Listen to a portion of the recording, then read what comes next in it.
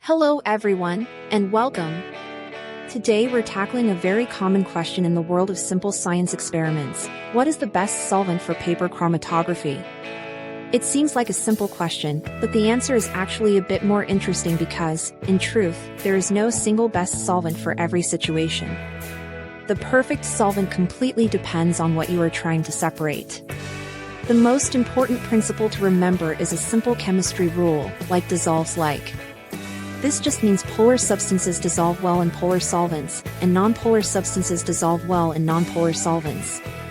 Let's break that down.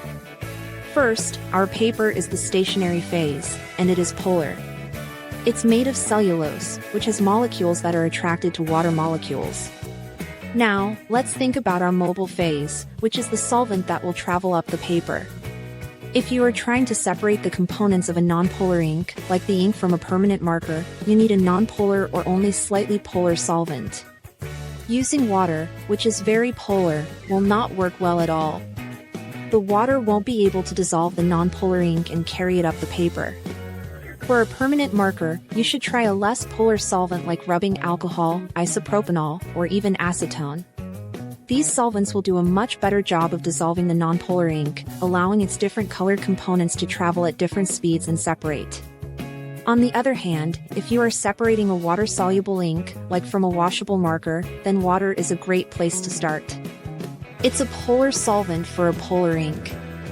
However, you might find that pure water makes all the colors travel together without much separation. This is where the real secret comes in, using a mixture of solvents. To get a really beautiful and clear separation of colors, you should often use a mixture. For example, you could try a solution of 70% isopropanol and 30% water. This creates a solvent with an intermediate polarity that can dissolve different dyes at different rates, leading to a fantastic chromatogram. Ultimately, the best solvent is the one that gives you the clearest separation for your specific sample, and finding it is part of the fun of the experiment. Thanks so much for watching and learning with me today. If you found this video helpful and want to see more science explained simply, please consider liking this video and subscribing to support the channel.